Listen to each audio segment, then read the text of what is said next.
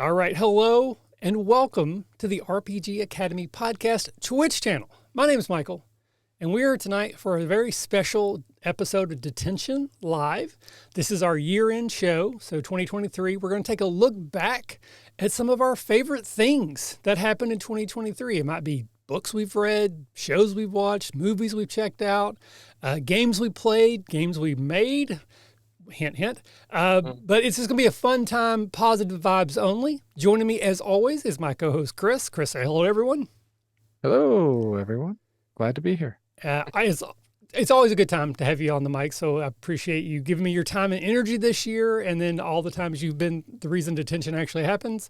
And then joining us tonight as a special guest co-host, we have Mr. Dragonbane himself. Jonathan, say hello to everyone.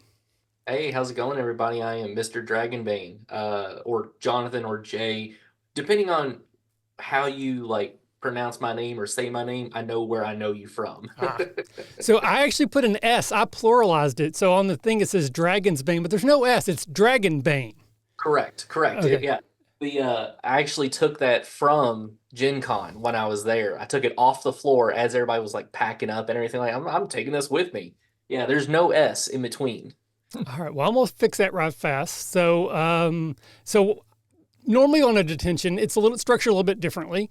So this time it's going to be a little bit different. So while I'm fixing the mistake I already made, which is most of my life, why don't you tell us a little bit about yourself and where people might know you from or where they could find you and the things that you do online? Okay, yeah. Well, again, I'm Jonathan, or Mr. Dragonbane. I run TTRPGs, tabletop role-playing games. I live in Louisville, Kentucky. If you can pronounce that correctly, you've got kudos. If not, you still have kudos because nobody in the South can talk. We're good. But I'm just a guy that likes to run TTRPGs, and this year I've been making it into conventions. I've actually made a big footprint. I've actually, as of last night, I ran 500 hours of Dragonbane, a TTRPG by Free League Publishing. So if you haven't played it, check it out because it's like D&D 5e but light. It's very smooth, very fresh. But I'm just a guy that likes to run games and teach people how to play. Yeah, you actually ran a game of Dragonbane for me and some of the other friends of the podcast. I believe that's on Victory Condition Gaming's YouTube. It is indeed. We streamed it live, so you can still see it there. Power I believe size. I ran a one-shot for our sample adventure, so that's up as well. And then I'm actually scheduled to play in one of your games in 2 weeks at River City Con. Me and my youngest are going to be there, and I think we're in your Alien game. Yes. So funny enough, earlier in 2023 at Lexicon, we played in the same game of Blade Runner. Oh, okay. Oh, yeah. Okay, yes. Yes. I didn't realize that was you, but yeah, we played that. Not Jason, John. Who ran that game? It was Andy. Okay. But, I was thinking, okay, my brain's going, okay. I kind of remember that now. Yeah, we played. I was thinking about it the other day, and I didn't want to say anything until I got on here with you. But yeah, we played in that, and then I ran a game for you, and then here in a couple weeks at River City Con, January 12th to the 14th here in Louisville, Kentucky. I'll be running Alien on the 14th on Sunday. Yeah, and we were hoping to get you to a Catacon last year, but it overlapped with another convention that you were already doing. I put on, yeah. What is it, Nerdville? It's Nerdluvia. Nerdluvia, okay, yeah. But maybe for 2024, it's something we're talking about. We'll see if we can make it happen. Yeah, I mean, I'll come run, 30 hours of games at your convention. I'm telling you, that's what I do. I run 30 to 40 hours. That's what I do. Awesome. Well, we got Targris and Foxblade hang out with us in chat. Thank you both for being here. I really hope you have a good time. Again, we're going to jump into the show. The idea is that each of us brought a list of 10 things that we just kind of wanted to celebrate about 2023. Now, this is not a top 10 list where number 1 is the best and number 10 is least best. This is just 10 things that we loved and we wanted to share and talk about. So we had our own categories. So we could all make up whatever category we needed to make the things that we wanted to fit, and it should not be too much of an oddity for me. Like I have like 3 different movies, so I made up 3 different random movie categories so that they could each be in there. So I'll start just to kick things off to give everybody kind of an idea of how this works. So I'm going to say that for me, my first top 10 of the year is my favorite animated movie, and that would be Spider-Man Across the Spider-Verse. I freaking loved that movie. The first Spider-Man, I think it's Spider-Man Into the Spider-Verse, is in my mind still the single greatest comic book movie ever made, not animated. No, there's no conditions or caveats. It is the best superhero movie ever made.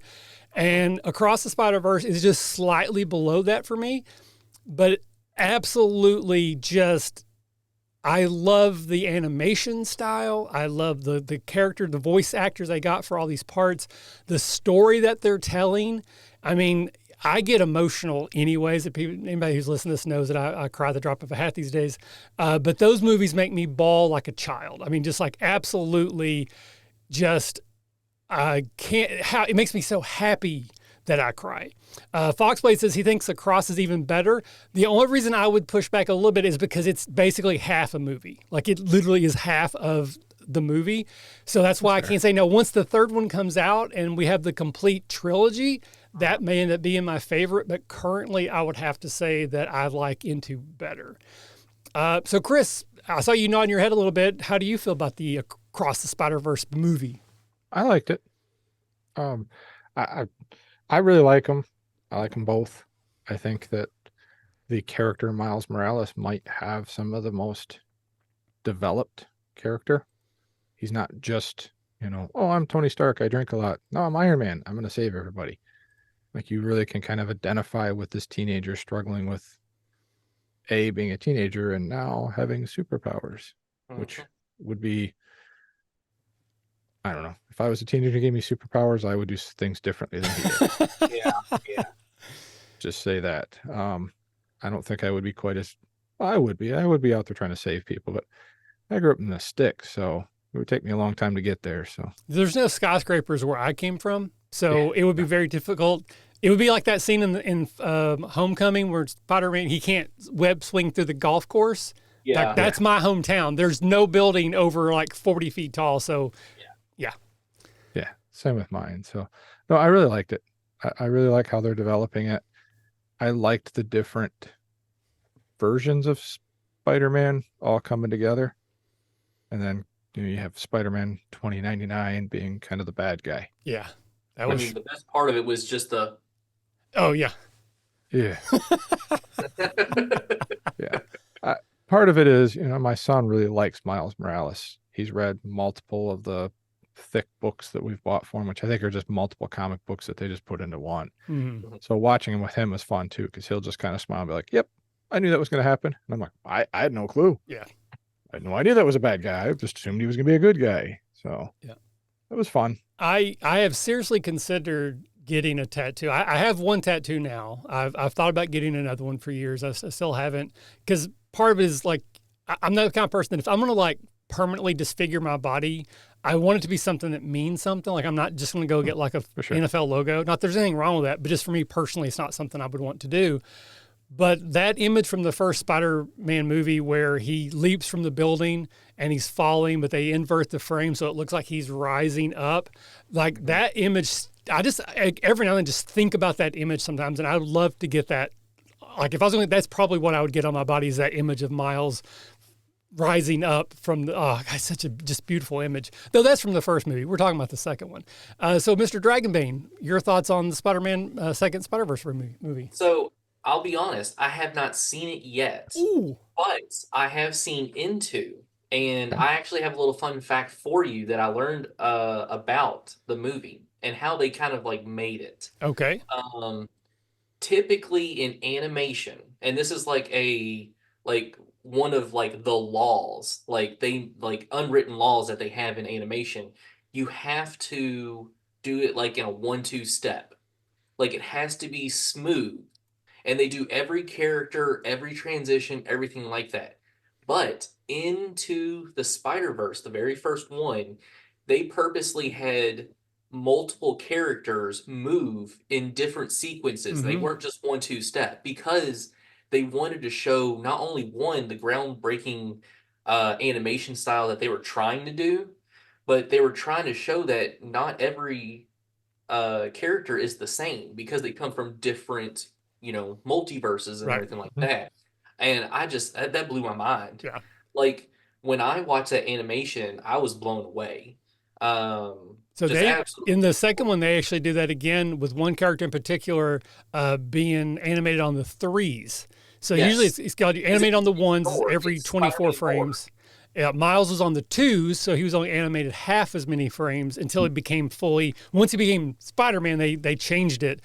But in the third one, they actually have one character in particular who's animated on the threes specifically for a reason that kind of fits the character. It's gorgeous. It's again, I've seen some things online that maybe the people who made the movie weren't treated very well. Don't like that at all.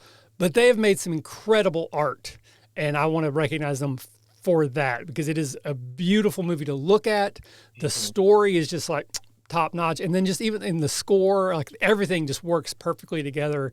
Like that is art in my mind. Like movies, film, whatever, but those Spider-Verse movies are art. 100%. All right, Chris, what's your first top of 2023? All right. So I my list is gonna be a little different because mine's not specifically movies and stuff. It's more It can be whatever you want. things that happen in life. So, and I know I've said this in the past, and I'm gonna say it again. Catacon was a huge highlight for me this year, not for the usual reasons though. This was the first year I got to show up and not have the kid running around that I have to pay attention to. I didn't have to go to bed early because my son's with me and he's only 12 and he doesn't want to stay up till 3 a.m. being a loud, obnoxious adult. I got to do all that, but I got to watch other people take their kids and go, oh, I got to go to bed. And I'm like, oh, I've been there. I'll drink one for you. And surprising, I thought I'd be like, oh, I feel sympathy. And instead I was like, I'm kind of happy that I'm not that person. Though I loved having my kid at the conventions. It was just nice to, we stayed up one night late and, Jared was there and, it was the first time his son and wife have ever been to a convention, and to have Jared have a really heart-to-heart conversation with me about how excited he was that his wife and son were there and how much fun they were having. And he's brought, his love of a hobby, they are embracing it. And I just remember saying to him, I've been there, buddy. I know how it is, man. Let the tears out. Let them go. We had that moment. And that was a huge highlight for me. Jared and I mean, love Jared. Yeah. But usually when we get together, we are pull my finger, haha, that's our humor because it's the time when we can do that. Right. We both can't do that necessarily in everyday life. So it's kind of when we blow off steam. So to have that conversation was really cool. To meet his wife and be able to look at him like, oh, she does exist. And, what do you mean? I go, I never believe somebody's wife exists till I meet them. Yeah. So meeting, Andrea, meeting your wife, Val, and your kids, and, being able to embarrass your oldest and being like, hey, go talk to that girl. And he's like, I'm like, oh, come on, man, you can do it. Nope. And just remembering that's exactly what my son was like at that age. And he was like, nope, that's a girl. I'm going to run over here. So it was just fun for me to do that and to have that kind of experience. It was also fun to watch the convention, have 300 some people in the first 3 hours. Wow. And to watch us just streamline and get all of them through very quickly. Wow. Most people weren't waiting for more than 5 or 10 minutes with only a couple of us rotating people in and out. Oh, that's awesome. And to not spoilers, to not have a plan ahead of time if something happened like that. We just kind of went, okay, Michael, you're checking people in. I'll go find the swag for them. Brad's checking people in. I'll find swag. Jared, help me organize the swag. Like we just fell into these roles. Yeah. We've done, what are we on? 8 years of doing it. So yeah, I think 8 actual in-person events. Yeah. So maybe part of that is just, we know each other's personalities and know each other's strengths. Or, maybe it was just me saying, Michael, sit down and check people in. I'll pull swag. And you going, cool. Yeah. Combination of that. I don't know. But well, it's a big thing of teamwork. And, yeah. You guys apparently if you've been doing this 8 or 9 times, I mean, you have a rhythm. You have, each other. You know how each other works. So yeah, Yeah, this year there were that the first 4 hours of us being there on Friday. It was one curveball after another between the construction and me going, "Oh, I'm gonna go be bad cop so Michael can be good cop," and me going, "That needs to end or I get a refund, right?" And them going, "Oh, what?" I'm like, "Yeah, I've got people about to leave, which means I lose money, so do you." And the next thing I know, they're talking to Michael and they're like, "Well, we'll turn it off in 5 minutes." And he got to kind of be the good cop and then walk up later and go, "Hey, by the way, Michael, I may have hinted I wanted a refund." And Yeah, didn't get one, I, by the way, in case you were wondering that there was no refunds. Yeah. I didn't expect him to, but I just wanted the construction to be quiet. So um, it was fun to overcome those obstacles and to watch us all come together, and learning that I'm going to take Monday off so I don't have to rush home afterwards. Very It important. was so yes, nice to be like, we're yes. done with the convention. I got to drive 5 minutes to a bed to collapse and watch TV and eat a pizza and then take my time getting home the next day. Mhm. Yeah. That will be done from now on. Oh, absolutely. Now, so again, there are no rules or ground rules or anything, but I wasn't sure this would happen. But I actually have a catacon on my list as well, so I'm going to just jump in and talk a little bit about it, and then I'll Yeah. get to your first one, Dragonbane. And my list is not in any order, Mhm. but if I was going to put them in any order, this probably would have been number one or number two. If I was like, what is the best, the most impactful? Obviously, a catacon is a labor of love. It's something that, Caleb and I started, and it would not have continued without people like Chris and Kaylee and other Michael, maybe even another Michael at this point, Brad and Jared, Ryan, just Rocky. So many people give of themselves to help me sort of facilitate this thing that still doesn't make money. Like, I think we actually came out ahead this year, but it wasn't substantial. It was like we more than broke even, but it wasn't by a lot. So it's not like we're making money from this. It's just something we love doing, and it just, again, it makes me emotional, makes me so grateful and just happy that I have found people in my life that just want to help this thing grow and become. And this year was very, very special. For one, it was, other than the things that Chris is talking about, it was one of the easiest years ever. We just got most things down to science. We know what we're doing. We know what's going on. So I had very little anxiety compared to other years. I got to bring my family for the first time, and my oldest ran his first convention D&D game at 12, well, I guess 13 years old. And his favorite teacher was a player in that game. And then one of the, I know, like his teacher came because we were talking about it, and like he'd never been to a gaming convention at all before, and then his student, whose dad runs a convention, so he drove up with his gaming group and they played. They had a great time. They're coming back next year, but the first game that John ran, his favorite teacher got to be in it. One of the other kids that was in the game, father sent me an email after saying, "Hey, I just want to let you know my kid loved the game that your son ran. It was a highlight of our convention that we got to be in this thing together." My youngest ran some werewolf. He's not ready to be running D&D games yet, but he ran a thing. They both got to play in games, play with other people.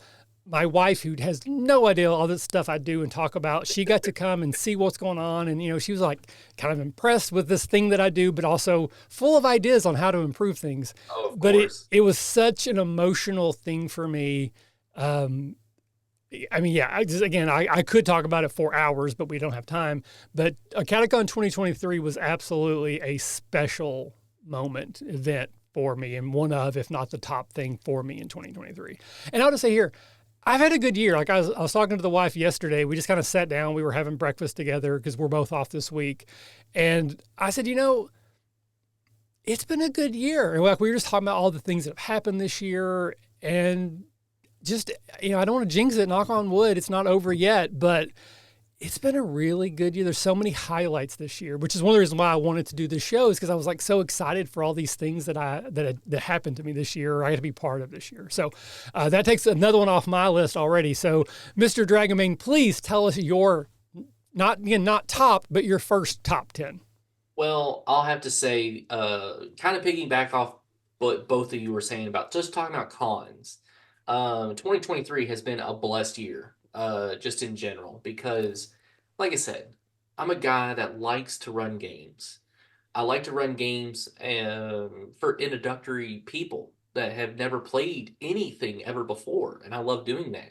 And this year, I got into cons, and I didn't just go to one, two, or even three. I went to seven, Hmm. and at every single one, I ran 40 hours of games. I didn't just dip my toes in. I jumped in the deep end quick. I went like we talked about earlier, I went to Lexicon, and that was 400 people. I can't, I don't know the numbers specifically, but It was it wasn't. probably more than that, but it's a more heavily board game focused con. So there were Yes, probably like yes. maybe 150 tops in the RPG room, and the other 650 were playing board games. Oh, okay, okay. Well, then I went to Origins. I went to Gen Con shortly after that. I did an online con, Zurich. It's for Germany, if whatever. It was fun. I played in the game, ran in the game. I went to Gamehole Con. I went to PAX Unplugged. And where I started the persona, which kind of leads into number two, the Mr. Dragonbane thing. I've run, as of last night, 500 hours in 1 year of one system. Wow. Yeah. This system has really helped me break myself out as a better game master. Um, and that's where I kind of went to cons and just running it. And I've started to actually gain a little bit of um, I don't know what you want to call it, popularity, I guess, just because people are like, oh, Mr. Dragonbane. Like, and it's kind of a weird thing. I'm kind of adjusting to it too, still, but yeah, going to cons, that is my number one right there. It truly is. I think I'm already booked up for almost 10 next year already, so I'm ready. Let's do Wow. it. I've said many times before that the only reason a catacon exists is because my first Gen Con was so special. I mean, I just had so much fun at Gen Con, and that's sort of the same thing with me. It's like I was in my 30s. I had never been to any convention of any Mhm. type Yeah. before. And then I finally went to Gen Con, and it was just like this eye-opening, life-changing experience where I now go to 4, 5, 6, 7 cons every year. And Gen Con, Origins, Sin City Con, Lexicon. Now I'm going to River City Con. I run my own Yeah. convention. So yeah, I mean, it's conventions just have become a part of who I am and what I do. And the podcast, I have a limited amount of notoriety from that as well. It's certainly waning. As there was a time when our show was very popular. We were well past, we were crested that, or we're on the downswing. But it's still nice every now and then I'll get recognized for my voice, or just like when I run games, even if people have no idea who the hell I am, if they show up to a game I'm running and they have a good time, it's such a fulfilling experience for me. So I'm totally with you there. Like if you're, just now got into conventions, it's so much fun. And I'm so excited that you are having a positive experience as well. 100%. Even my worst con is still a pretty good day. It's like pizza, even bad pizza is still pizza. Oh, Even a bad yeah. con is still a con. Yeah. Alrighty. So I've already done my second one because Chris, so I'll just jump to Chris for your second one, sir. All right. So I'll jump to something that was a little different for me. I've been working with the Boy Scouts for 7 years, Scoutmaster for like 5 of them. Was it the 19th was my last meeting as Scoutmaster. Oh, So I got to step down, which, I mean, Quentin already aged out a year and a half ago, which most Scoutmasters, their kids out, see They're ya. gone. I wanted the troop to still succeed and feel like I could step away in a good spot. So I finally got to step away in that spot, and it was a lot more emotional than I thought it was going to be. I've had 10 kids get Eagle Scout while I was Scoutmaster, and all but one of them came back for the meeting, and all like 8 of them have aged out. So they're all at college, they're all doing other things. So for them to hear oh, it's his last meeting, and they all showed up. So I got to, sit there and talk to them. And, I brought them all up in front and, said, hey, thank you for, letting me be part of your journey. I've learned a lot from, being a scoutmaster and how to mentor people. And I've taken a lot of that into my job as a manager and trying to help people, be better at their jobs and not just yell at them and be like, all right, you suck at this, do it better. It's how do you do that in a way Leader, that, I'm a manager. Got it. yeah, Got it. yeah, and that kind of stuff. And, it was nice to, have these boys come back, boys, most of them are, 17 to 20 now. And to have them say, thank you for, you know, helping us get there. And to have the troop give me a little, they gave me this big rubber ducky because we had a big camp out where we had a rubber ducky theme. And I think I'm still finding rubber duckies everywhere. And they all signed it, and, they said thank you and stuff like that. It was real touching. And to hear some of the parents that are still in the troop go, are you sure you don't want to stay? It's kind of sad for us. I'm like, I'm good. It's time for me to move on. I get my Tuesday nights back and my once a week. And, my wife and I can do some of the things that we've been putting off and some of the things that we want to do. So it was just nice to step away feeling like the troop's not going to just fall apart Right. without me. And I'm not that guy that feels like, everything will fall apart once I leave. Like I believe that people will keep things going. It was just, to me, it was the moment where I was like, yep, now is the time to step away. The troop's going in the right direction. I've got a good, a dad who's stepping in, who's going to do really well. And see all those kids back, I teared up a couple times trying to talk to them. And Yeah, of I course. absolutely understand that. um, I was never really part of the scouts, other than like I think I've touched before. Like I was a scout, whatever the executive person for like 29 days. That was like my first actual career out of college. I was terrible at it, so I left because I was never a Boy Scout. So I knew nothing about the Boy Scouts. And all of a sudden I was this executive. I was trying to get other people to give me money. I was terrible at it. I was, again, just wasn't for me. But I have a somewhat association with like when I worked at Target, which was my first actual career after that. I got to be very successful at that job, but so I moved stores a lot. So I think I was like 6 or 7 different stores. And it was always nice to leave a store to a bigger store, more opportunity for growth or more problems that you can fix, knowing that I was leaving a store better than I found it and in better shape. Like I wasn't worried that when I left that the next person would do a terrible job. So that's a long bridge to get to. I completely get what you're saying about being able to step away and feeling satisfied. Maybe maybe a little bit sad, but you're not like sad that it's over as much as that journey, that part of your life is you're ready to move into something else. So, The military. yeah, absolutely. Again, I wasn't really ever part of the Boy Scouts other than that, but I imagine that you had a very positive influence in a lot of people's lives, and not just young men, but just a lot of people. And you should be very proud of that. I am, and I met some great people through it. I've got some, friends that, right now I if I called them up, hey, my car broke down. I'm in the middle of the road. It's pouring down rain. They'd be like, all right, I'll be right there. Yeah. Then they would go, by the way, before I leave, did you call AAA? Yeah, just double check. I did. They're on their way, but I can't ride in the tow. They'd be like, oh, okay, cool. Be right there. Like it wouldn't be I have to come get you. Like, let me use my AAA or whatever. Like they would just get in the car and show up. So it's been fun.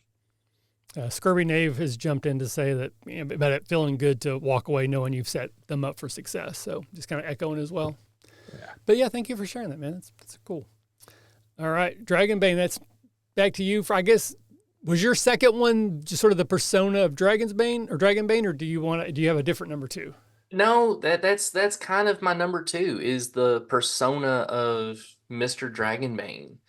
Dragonbane, like I said, it's completely changed because at the beginning of this year, I only ran one system, and I'm sure you can guess what system that was. But now I run 7 different systems. Opening myself up to just learning a new system, it really changed my mindset of, oh, wow, there's other systems out here. And Dragonbane just really did that for me. Becoming that Mr. Dragonbane. Like I like I said, I have people that recognize me from convention to convention. I've got several content creators from YouTube and TikTok that have actually like recognized me from other conventions and will purposely find me just to say, hey, like that I would have never dreamed of before. I'm just like I said, I'm just a guy that likes to run games, and it just so happens that I'm the only one that's run this many hours of the game, which just put me into a position I didn't even know would happen. I Right. kind of just fell into it. So it's a crazy journey 2023, but 2024, whew. Yeah. Again, you can go into conventions as Michael from the RPG Academy. Again, I have probably some idea of what that's like in some cases, and yeah, it's super cool. Again, like I don't ever want to think that I got like an ego from it or anything, but it's kind of cool when you get recognized. Whether for me it's more for my voice than for my face, which is lucky for everybody. But it is kind of nice that when people recognize, well, because we do this because we love it. At least I'll speak for myself. I do this because I love doing it. I love teaching other people to play games. I love when other people take what I've taught them and build off of it and do more than I could ever have done. Like I don't feel like I have stayed the master as much as I'm helping other people get ahead of me in some ways. And one of probably the best feedback I ever got, this is 3 or 4 years ago at Gen Con. I ran a how to play 5e introduction. It was an introductory game for either people who've never played before or people who were coming back. 5th edition brought a lot of people back after 4th edition didn't work for a lot of people. And I had a couple people who didn't show.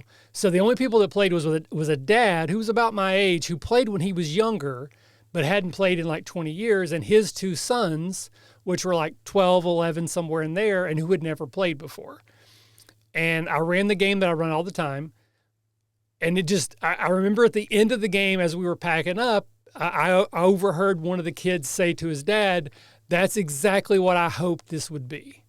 And I constantly think back that like, sometimes I'm like, do I really want to keep doing this? Do I want to run games again? Sometimes I think about going to Gen Con and not running anything. And I just think, I could be that person for somebody else who absolutely just sort of like sets them on the path of this is the most fun in the world you can have with your clothes on, and just like get them started on that path. So again, you should congratulate yourself and appreciate that you are that person for a lot of people, maybe in different systems, but just in role playing in general, you're helping get people started on what will hopefully be a lifetime of fun for them, for their family. It's a big deal. And I can speak on that. I certainly can, because 2 years ago, I actually met a friend. Her name is Carissa. She's one of my best friends now.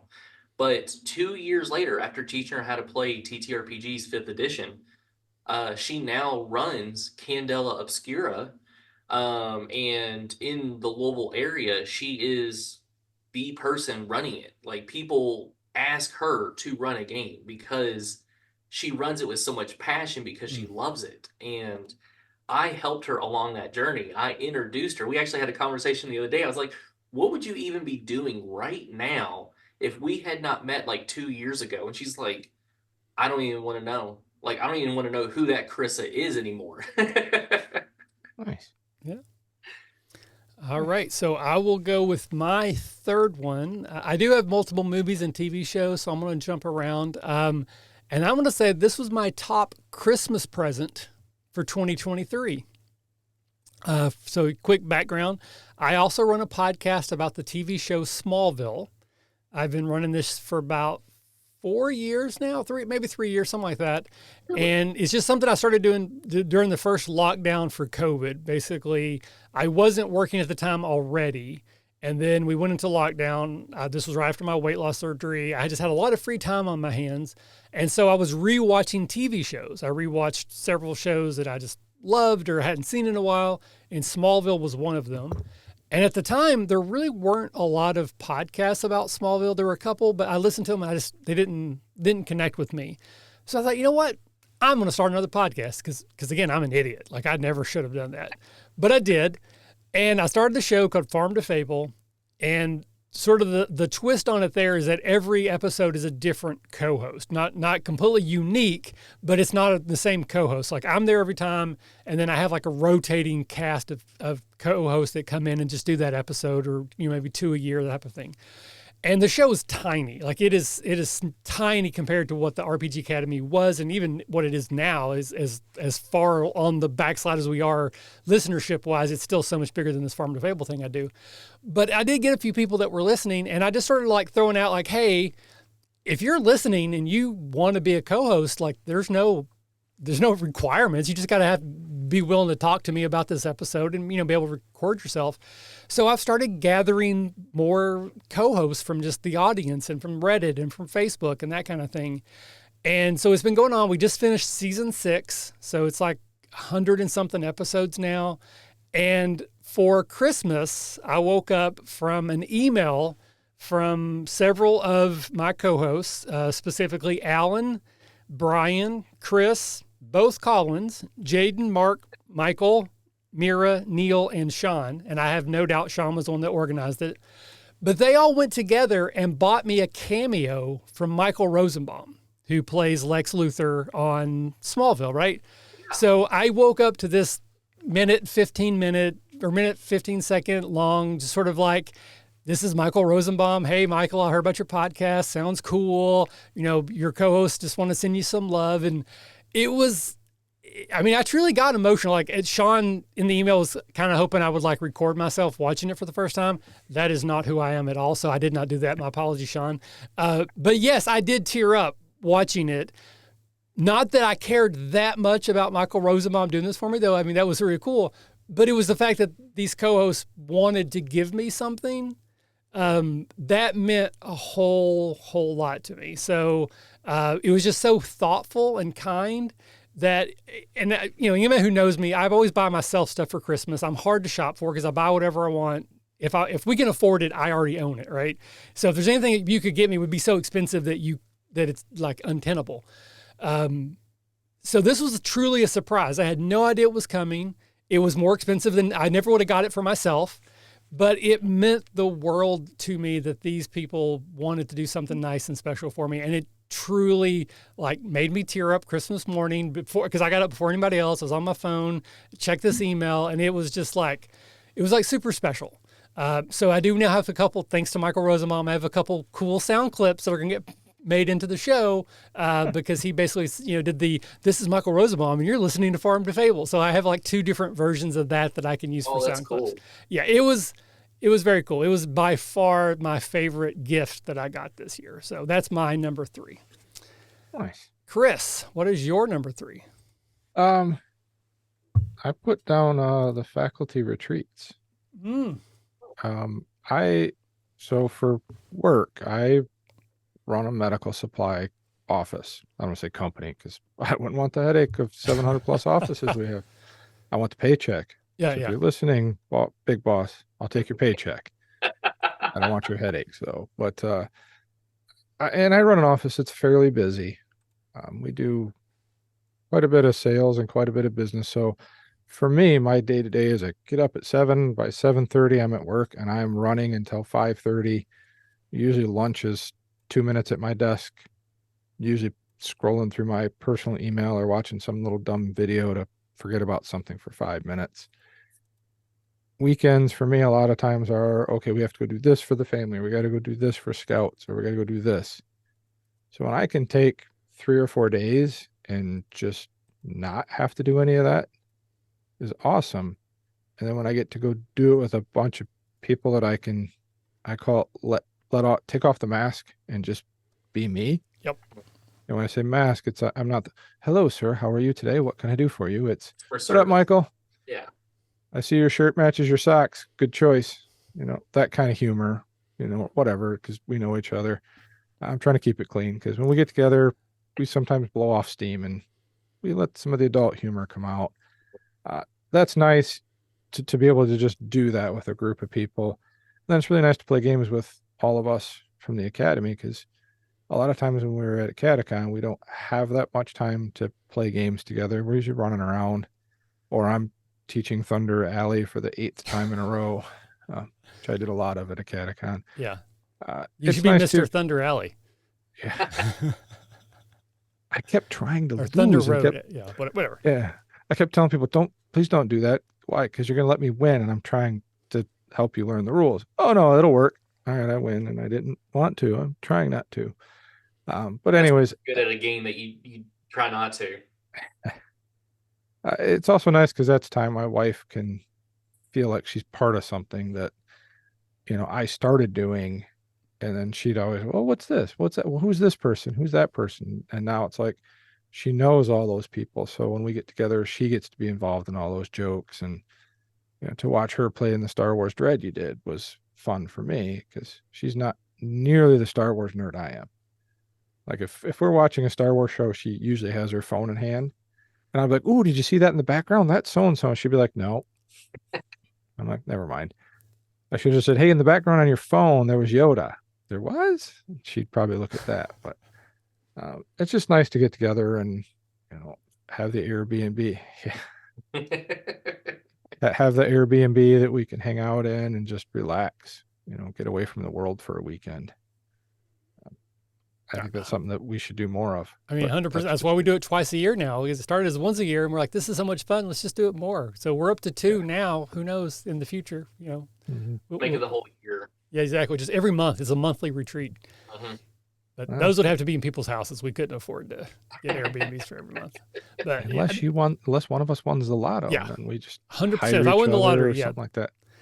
I will say again, I didn't put that on my list, but I started with like over 20 something things. I had like around 25, and I just kept cutting. But the retreats would have been on my top 12 list probably. As I say, it is absolutely one of my favorite things that we do. It is so much fun. Again, it's like a catacon for me without any of the stress. It's just hanging out with people I love, playing games, which is like one of my favorite things to do with people that I care about. And so it's like combining all of these things together. So yeah, it's very special for me. I'm so glad that it made your list. It probably should have been on mine. I'm looking at some of the things on my list. I'm like, yeah, 500 retreats probably should be above that, but I'm going to stick with my list as is, and we'll move on. But thank you so much for sharing that, because it is very important to me as well.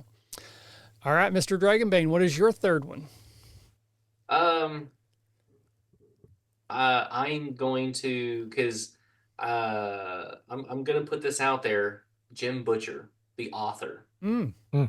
I see the Dresden Files guy? Dresden Files. Okay. Yes, sir. I actually have all the books. This is kind of a cool thing. Years ago, I had so I'm just a big Jim Butcher fan. Okay. I love the Dresden Files. I love the world building that he does. It's so smooth. Like, you don't realize he's dropping so many hints until you read it the fourth, or like the second time, the third time, the fourth time. And I seriously read the entire series of the Dresden Files, because it's now over, I think it's like 26 books. I might be wrong on that. I can't remember. But I have all of them. I read them like every other year. And this year was my year where I reread them. But years ago, and this is probably 10 years ago at this point in time, I found, probably 14 years ago, I found him, and I found his books, and I started reading them all. But 10 years ago, had this random thought. I was like, I am going to find him and just reach out and see if I can get my book signed. I went onto his website. I somehow found his assistant's email. I shot a quick email saying, hey, is there any way that just some random guy who reads his books could get them signed? I got a reply back the next day saying, yeah, if you mail them to this location, I'll have them all signed and everything. I was like, all right, cool. I didn't even have to do like return mail, like, because I was fully, fully happy to pay for return postage. They're like, no, don't worry about that. Just get the books here and we'll get them signed. And sure enough, now not my whole collection is not signed, because I've collected more and more over the years. but it gives me, as that gamer, and whatnot, it gives me just ooh, I want to create something this good. Mhm. I hope that I could create something just a tenth this good, a fifth this good, 1% even. Yeah. So yeah, I the read a lot Jim of books, Butcher Dresden series. Oh yes, and some of them I'm like, I will never be this good. And others I'm like, this got published, I could get published, yeah. I've actually never read any of the Dresden Files. I'm aware of them. I know other people who really do love them. Scurvy Nape jumped in. He's a Yeah. big fan as well. He met Jim Butcher at a convention, got him to sign up one of his books. I have been rereading this year the Heralds of Valdemar series by Mercedes Lackey. It's up to like 40 books at this point, but they're not technically YA, but a lot of them kind of fall into that. Like they're not super big. They're not like Lord of the Rings. They're not like Game of Thrones books, but I've read most of them, and some of them are very, very important to me. They help me be a better person at a young age. But I've been rereading them in chronological order because like some of the books that just came out the last couple of years are from the beginning of the series. Like they're written kind of out of order. Okay. So I'm kind of on a similar journey with her books right now that you are with them. I not every other year, but I'm going through that. I think I'm on book like 15 right now that I'm going through. So yeah. Targus is also a big Dresden fan, though he's a couple books behind, he says. Well, they Me just too. released like two Oh. two last year, I think. It was like one at the very beginning and then one in July of 2022. But yeah, it was two books back to back. I don't think it was 2022. It might have been 2021. Yeah, I think so. Peace But it talks was and but something because else. he releases the book like every like 3 to 4 years now because he's Mhm. got, other things and everything like that. So two books like 6 months apart. Oh, yeah. I was all in it. Nice. I'm a big fan of Dresden Files. Okay, yeah, I was going to ask. I wasn't sure. I, anytime you have a hero that you're like, yes, and then the next minute you're like, why did you do that? Is a real character to me. Like it's not, I always do everything right.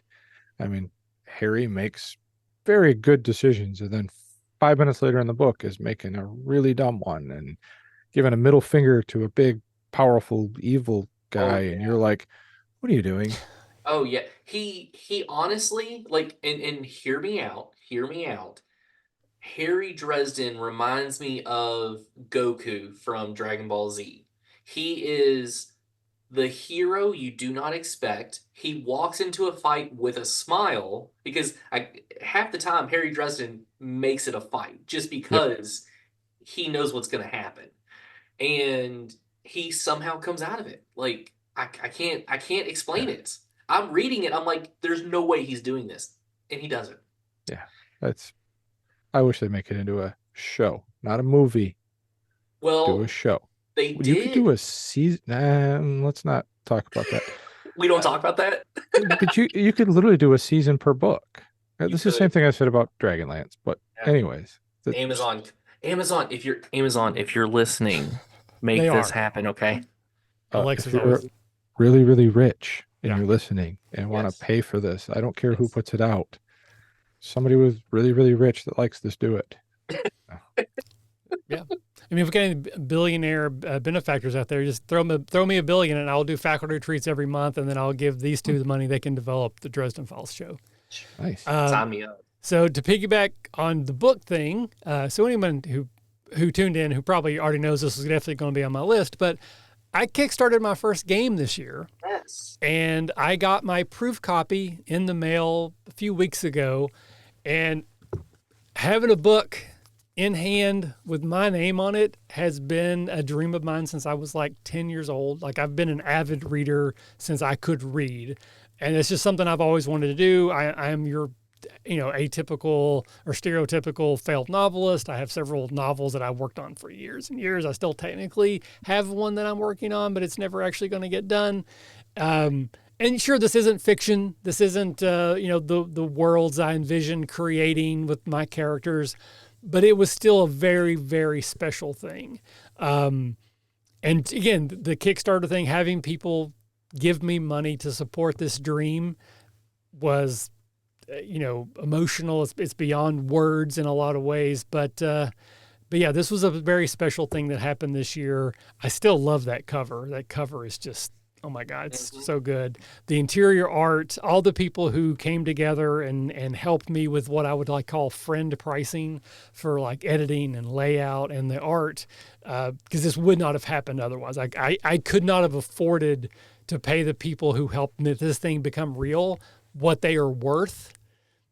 And so I was very lucky that they're like, okay, well, again, I paid them probably more than I could have afforded anyways, but I certainly couldn't have afforded to pay them what they were actually worth to do all this stuff. So means a lot. It's not done yet.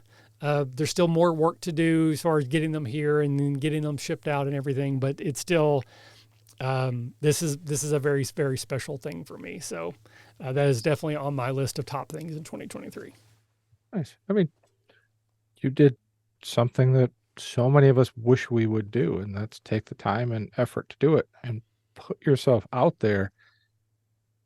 And I'll use the term vulnerable because the world could have hated it and slapped you down, and you took that risk, which, knowing you, is probably a big part of the process for you. I'll call it process, but going through it, I'm sure you had those moments of everybody's going to hate this, I don't want to do it, but you fought through your own brain and did it. And I mean, I'll say it, I'm super proud that you did it. I mean, I think everybody has their idea of how they can do something, and doing it is something different. I agree. I've never written anything like that. I mean, the most I've ever written is maybe 30 pages of something and then went, this sucks, and threw it away because I just don't like my own writing after I read it. But when I'm writing it, I love it. Mm-hmm. So I think it's super, super cool, I guess, to sound like an old dad, that you did it. When the Kickstarter was up, I had no problems grabbing the mouse and just clicking a button and, supporting it, because you did something that most of us, I want to say, don't have the courage to do. Yes, it was very anxiety inducing, Scurvy Knave. I won't say that if I had to do it again, I wouldn't do it, but I absolutely would make better, different choices if I were to do it again. And at this point, honestly, I don't know that I will. Like, it is one of those things where I'm lucky enough in my life that my RPG hobby is still just a hobby, and that I don't do this to pay bills. I don't do this to be able to afford food for my kids or to pay insurance for my house or anything like that. It's all just extra for me. Mm-hmm. And 100%, I'm going to lose money. Before it's all said and done, I will have spent more money creating it, paying for it, getting the books made and shipped than I actually make from it. So it was a money losing proposition for me, but I'm in a position where I can't afford to do a lot, but it's not going to bankrupt me to have done it that way. But yeah, if I were to do it again, it will definitely be something that I make different choices on. But I wanted to do it so badly that I was willing to take the risk, and it was a risk that, it's going to cost me more in the end. But again, just having this as a book that I can have on my shelf is worth something to me, and I'm privileged to be in a position where I can afford to lose a little bit of money to do it. But people like Chris, who threw money my way, made it a lot easier than if I had not. So thank you, Chris, and thank you everyone who supported me and believed in me, because it was so nerve-wracking, and it is still, until it's all done, I'm still going to be nerve-wracking. The benefit is that I'm buying so I guess let me clarify that. I think through the Kickstarter and now through pre-sales, I've sold 130 copies. I paid to have 500 made. So the cost of making 500 is more than obviously what I'm paying for art, paying for editing. Right. But if I eventually sell those extra 370 copies, I will eventually have come out ahead. But who knows if I'm ever actually going to sell those. I'll take them to a catacon. I'll take them to conventions, give them away, marketing, that kind of thing. But that's why it's money losing, because I bought if I had just bought 130 copies, then I may have actually come out ahead or broken even, but I'm buying more. There's also a cost per book. It's much cheaper to buy 500 than it would be 130, if that makes sense. So, but I'm not complaining at all. All right, so that is my fourth. So, Chris, what is your fourth one? So I'm going to switch away from gaming again. Those that are old like me understand that once you send a kid to college, Ooh, not that old. you get to watch your bank account go real fast. So for me, not watching the bank account go, but kind of the opposite, to watch Quentin go into his second year of college, and for his grades and his leadership, ROTC said, here's a scholarship. Mm. So we get to watch the bank account go, maybe just a little less of a dip, Yeah. because they didn't pay for everything. But to see him, you know, be successful in his second year of college, not make the same dumb mistakes I made. I after my first year I had like a 3.3 GPA. After my second year, I was just barely not on academic probation. My second year was my year of, let's go try that party and let's go over here. And what, I had a class today? I don't remember that. I thought today was Saturday. I didn't know it was Monday. To watch him not make those same mistakes, to watch him take the ROTC very serious, to see him focusing on computer programming and learning how to do it, and seeing him just grow up was very nice to see this year, because I was really nervous he was going to do the same thing most people do in their second year and watch the opportunity fly away, so to speak.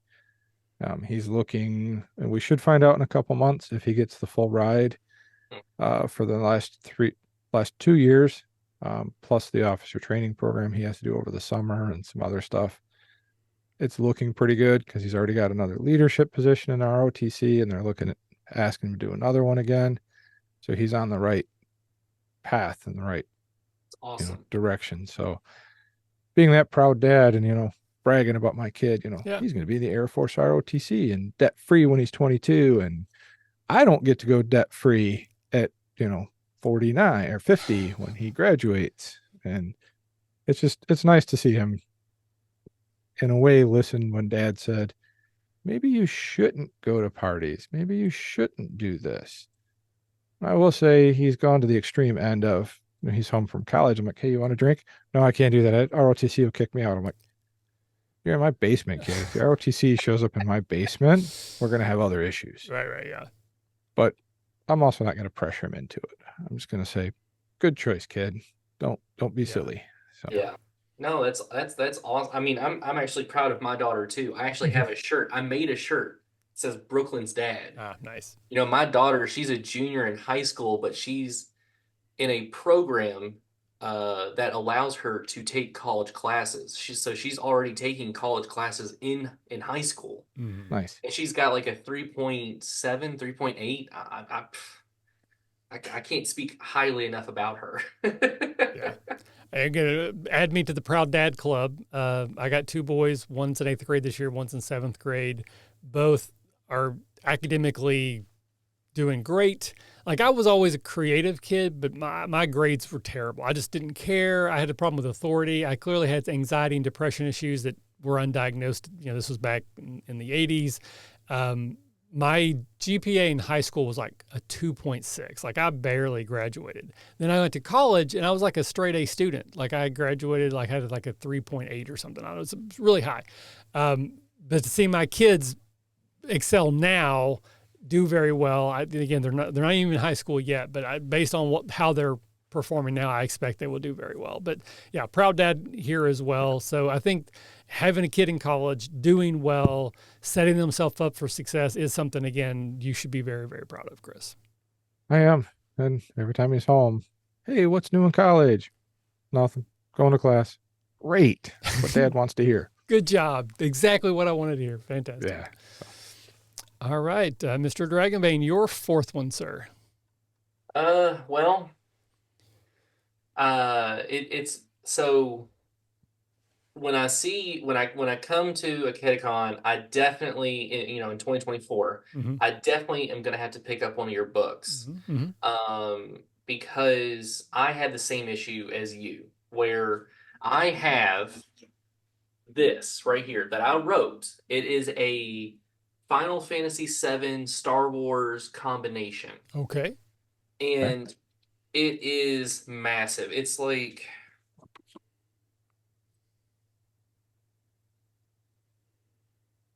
288 pages. Okay. Now, obviously, I can't make any money off of that.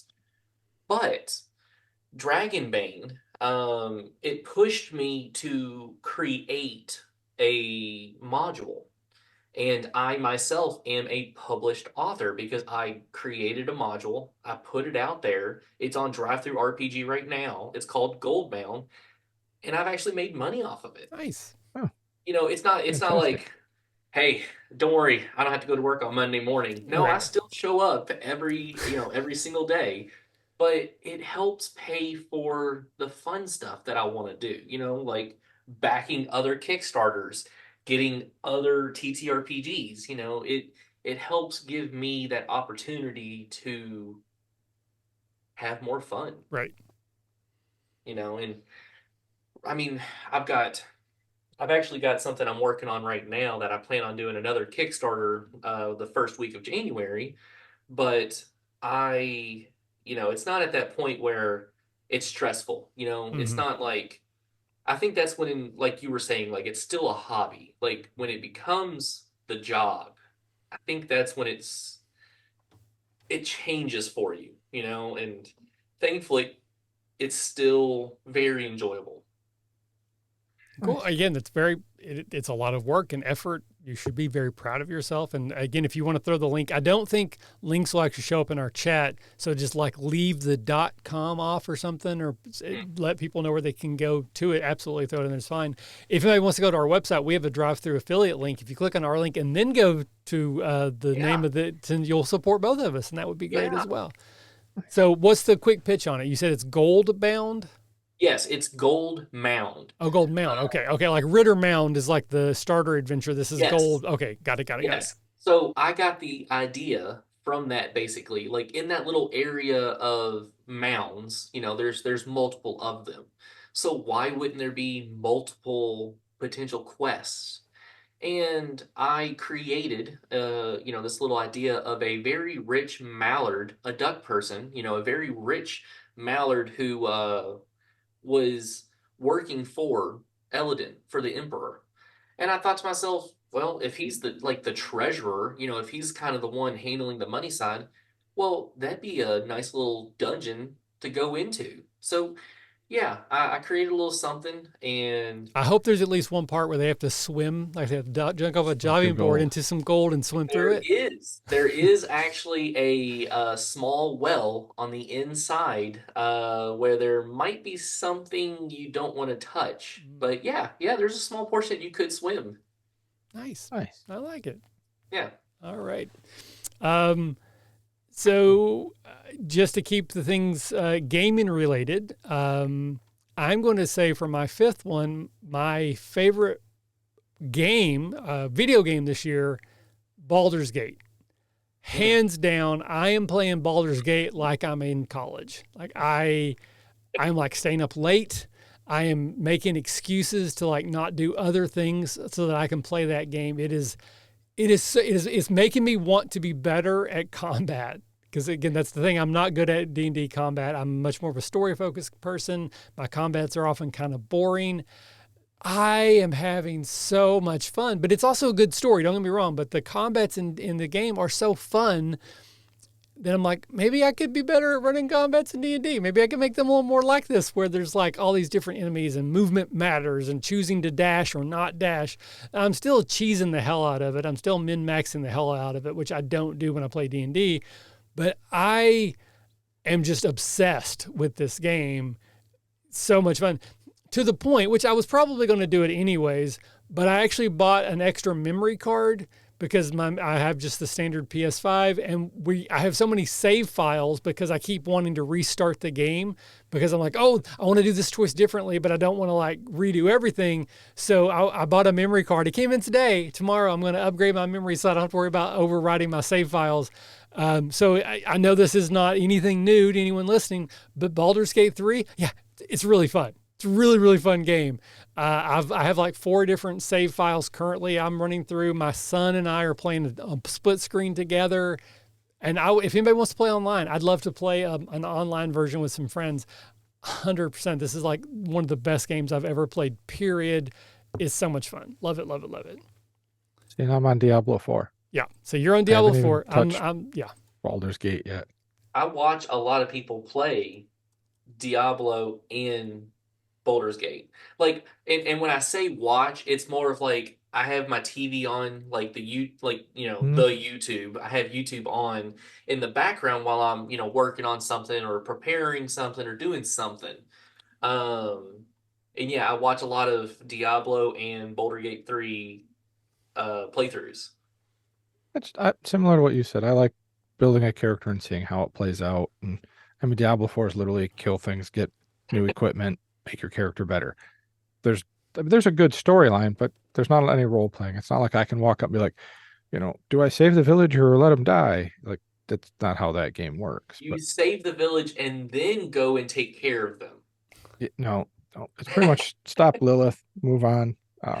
But I like it because I get on with a couple friends and we can, BS and just have a good time. Yeah. There's not a ton of thought that I have to put into the game because I just watch YouTube videos on other people telling me how to build the character with how I want to. And I like watching it how it actually works. I'm definitely into Baldur's Gate 3 TikTok territory where it's like, here's how you build the best wizard. I'm like, okay, I guess I'm starting over. Here's how you build the best warlock. Okay, I guess I'm starting over. Yeah. Like I'm absolutely just into it. My kids are into it, and it's a not only fun for me, but it's also become a bonding thing with my sons. So it's special for that reason too. But it is so much fun. It is so well done and just wild, the things that they thought you might do and the options you have. Yeah, it's one of the best games I've ever played. So one of these days I'm gonna circle back to Diablo 4, but right now is Baldur's Gate 3 all the way. All right, Chris, what is your number 5? Okay. So I'm going to jump into a TV show. I only have one TV show on my list. Okay. Now I could have put a bunch, but this one stood out for me. The name of the show is called The Devil's Plan. Never even heard of it. Not at all what the show is. It's a Korean game show. The idea is Devil's Plan? Yeah, they have a huge warehouse. They built part of it up to be a living area, and the other part is the game area. The idea is you want to survive through the game. I'm like, okay, it's going to be a survivor. No. They play board games to see who wins and moves on. The first one is a modified version of Werewolf. Oh, okay. Don't want to spoil it too much, but the way you eliminated people had to do with props in the different rooms you could go into and different things. Super well done. I loved it because afterwards, like I would actually literally pause the show and my wife and I would talk about, okay, if we were playing and we were this role, what would we do? Or when they had the board games up, okay, let's pause. If you were in this spot, how would you do it to make sure you win? But yet you've got an alliance with this person. So how do you not screw them over? But you're trying to win money. So you don't necessarily want them to really win. Right. Like it was a lot of fun. The other neat thing was it's not like American game shows. It's not like if the three of us were on there and I, all right, for me to win, I got to screw over Michael. So whoop, I did this. And then afterwards we argue. On the show, I walk in like, hey, I'm sorry, Michael. The only way I could win was to do this. And you'd go, I understand. That's part of the game. Right. Thank you for, letting me know that it's nothing personal. And they just went on with life. Like it was refreshing to not have that drama, I guess, that makes American shows so popular in a way. Right, yeah. And just to see people respecting the game. Yeah. And again, they're all different types of board games or anagrams or some of them are math things. Yeah. I'm out. Well, none of the math, yeah. The math things were, hey, you have 2 scales, you have 5 cubes that all have different colors. One of them they give you the weight on, and you've got to figure out the weight on the other ones. And you have to put them on the scales to get them to balance. Seems easy. Problem is you have 3 teams. They're all in separate rooms, and they can't talk to each other. So what you do in your room, Michael, I have to write down and remember, and then I have to try to do something to communicate that to the next person. It was well done. Okay. I think we actually talked about this recently on other Detention, but it's definitely on my list. It's you can choose it. They do it in English or Korean with subtitles. With my dyslexia, reading stuff drives me nuts. So I got to listen to them in the dubbed, which also entertains me to hear all these high pitched voices, and I'm like, and then every now and then you'll hear them laugh in their real voice, and it's like they don't have a high pitched voice. Like, come on, you could have spent a little money to find somebody with a voice close to them. But like I said, I really enjoyed it because it's one of those things where I want to like apply for like season 2, and I'll be the guy that's like, I don't speak Korean, but I'm here. Somebody, I'm gonna push this button. I don't know why. Yeah. I just think it'd be fun to do a game like that. Uh, that's the only one that's the only TV show that jumped out at me like that. I mean, I watched a bunch of other ones. Justified, I thought was great. Blue Eye Samurai, I thought was great. I liked the Squid Game, the game show that they did with that. If you haven't seen that, they mimic the TV show really well. I mean, you're competing on similar, if not the exact same events that were on the Squid Game show. And when you get eliminated, they have a little ink packet on your chest that explodes, and you literally have to fall over and play dead. Yeah. I was entertained because it mimicked the show, but then I also got kind of bored with it. So Yeah. It's not on my list, but I will say the Great British Baking Show is one of my favorite shows. I watch every season. Yeah, I love it. It's always a favorite. It's so nice. And again, it's not like an American version of game show where people are like cutthroat. It's the fact that these people come to love one another. They support each other. They really are sad when other people leave, but they're still, so positive about moving forward. It's got me into baking. I made pies this year for the first time. Like I'm trying to be like a home baker in a way, nowhere near their level, but my first apple pie turned out pretty well. So nice. yeah, the non-American game shows are a positive thing. I think there should be more of them. So yeah. Have you ever seen what the prize is for the Great British Baking Show? Yeah, it's like nothing. It's like a cake plaque. stand, a plan. It's a little plaque. There's no money. There's no yet money. These people give up hours upon hours of their time to be there just because they want to compete. Yep. Yeah. So it's very special. So I definitely with you on that one. All right, Mr. Dragonbane, your 5th one this year. Well, my 5th one was me being a proud dad. I like to brag about my daughter, but I try not to brag too much because it's one of those things where I could just keep on going. Right. You don't want to be that person, but Sure. you're proud of your kids. Yeah. Exactly. So what I'll do is I'll just go ahead and start off with my 6. I'll beat you to it. Okay. And this one, which talking about TV shows, if you haven't seen Suits yet, you should watch Suits. It's a great show. It's I got my daughter into it. We watched the entire thing. It's like my 3rd time because I got my dad into it also. It's a great show. Okay. But I want to talk about a session that I ran at Origins. Okay. Origins this year was my first big con. There was like 20,000 people there.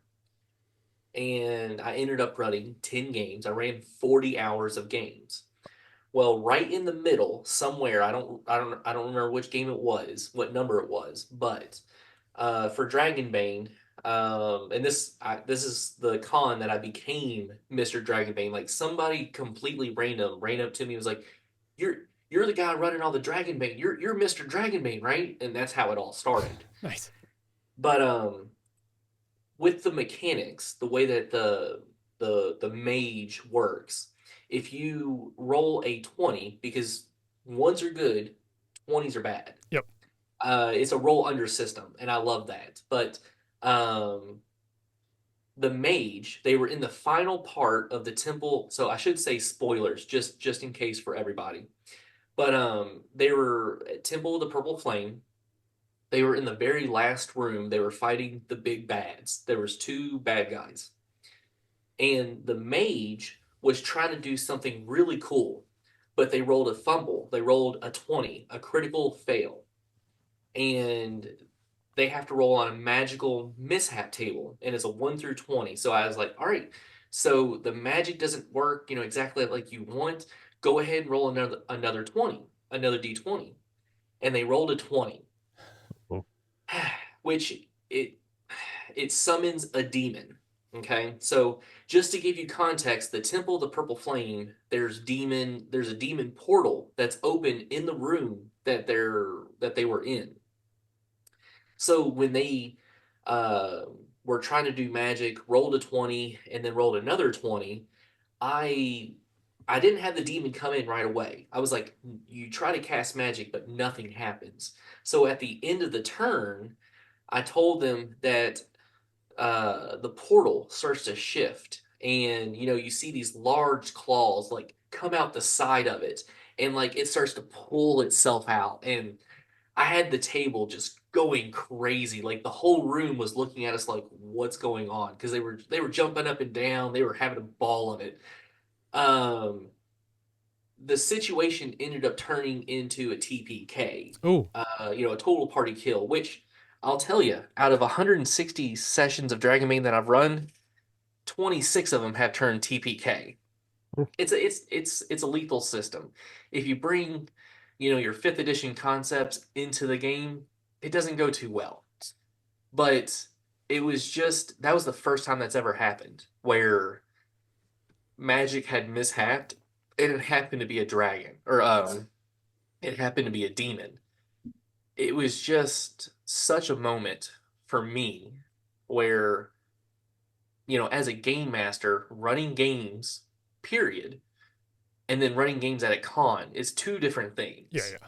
For sure. The energy is just different because it's a large room. There's, multiple games of going on, and just watching my players, even though, like I said, it was a TPK, watching my players enjoy the moment, like watching the story build and knowing that their characters are going to perish.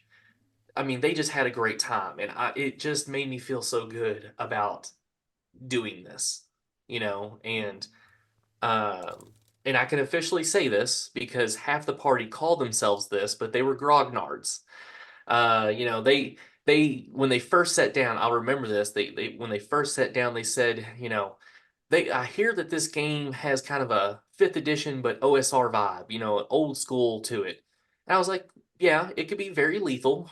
And they were like, well, we'll be the judge of that. And I was like, okay, Ooh. we'll see, we'll see. But it was just such a moment. It was just such a moment. That's nice. Nice. All right. Very, very cool. Sorry.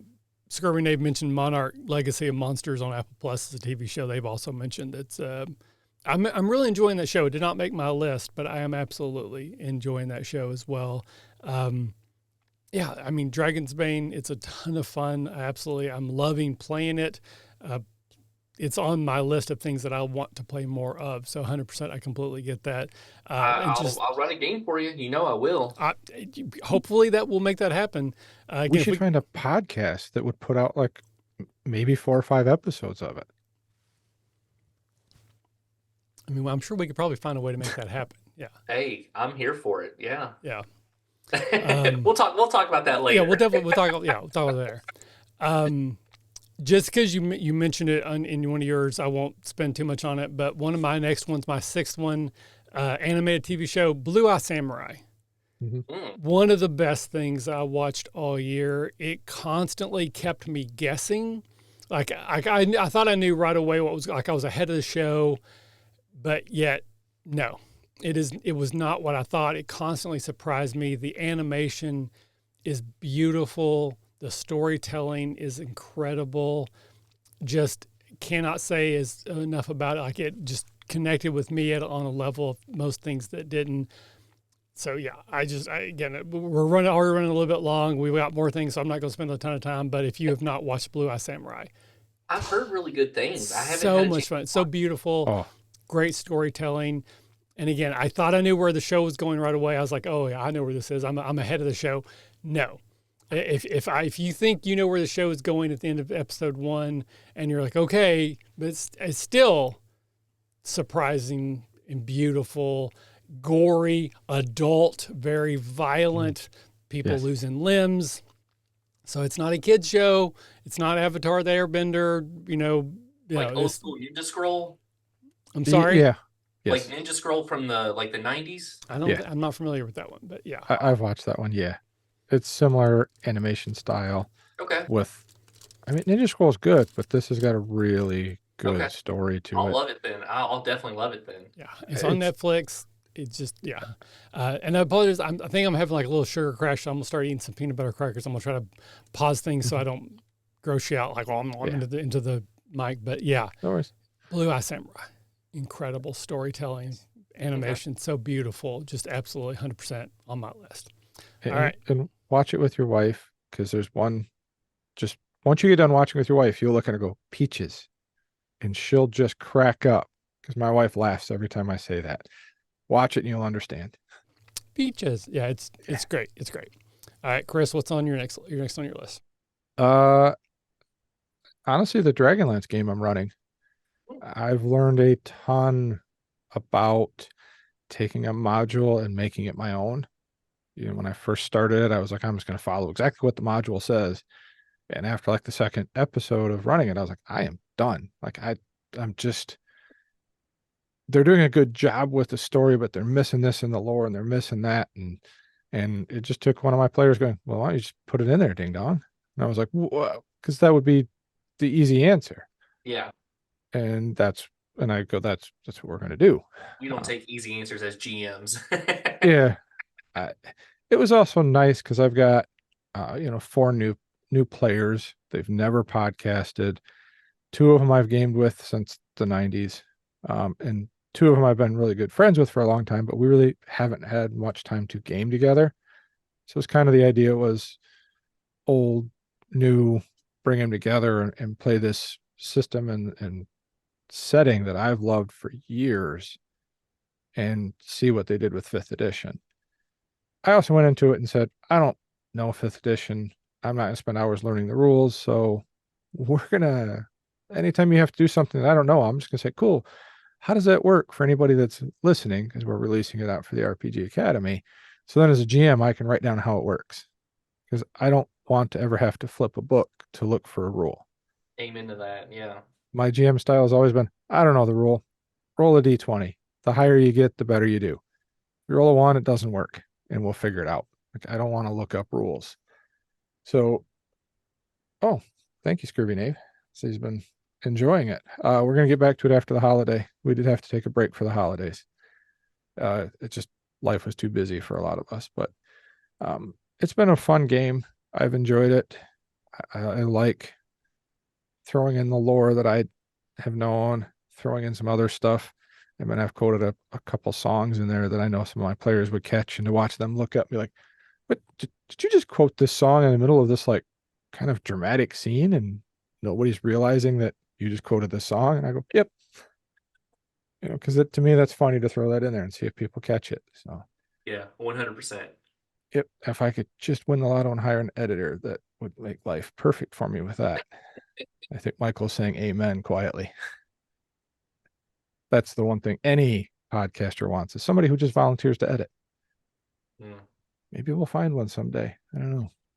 Maybe that and a unicorn in the backyard eating hay. But we'll see.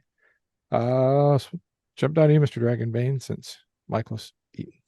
No, you're good. You're You're good. good. Yeah, sorry. So I mentioned it earlier. This is again, 2023 has just been a blessed year for me. It truly has, and it sounds like it's been a blessed year for you all as well. Yes. Oh yeah. But you know, where I hit 500 hours in running Dragonbane just by itself since February 2nd, not even full 12 months, just 11 and a half. I've run other systems. I've run The Walking Dead. I've run Alien. I've run Pirate Borg. Um, God, what else have I run? I've run D&D Fifth Edition. Um, my brain is blanking on what else I've run. Anyways, um, I've run a total of it's a little over 620 hours or something like that. But like this year alone, I really just like punched into fifth gear, and I was like, I built my schedule so that way I could spend like 4 to 5 nights of the week running games, and the more the more that I was able to run, the more I was able to, you know, catch these situations where, because I ran a lot of games for like GMs where they don't get to run or play in games. I try to make sure that Yeah. I either got people that never really played games before or only played fifth edition, or it was the forever GMs. The forever GMs, I'm thankful to have a network of game masters that, at any moment they're like, hey, yeah, I've got an open game if you want to jump in. I'm thankful for that. But it's those forever GMs that I want to take care of a lot of times, because so much hard work goes into the games that we run where we don't technically, or get taken care of that much. So I try to spoil as much as possible. I understand. Being one of those forever GMs, I appreciate when somebody else runs a game. Well, it sounds like I'll be running some games for you here soon. So I'm in. Yep. yeah, I can get players in a heartbeat too, because I've got friends that just love getting together and playing games, and sometimes it's hard for one of us just to want to run a game.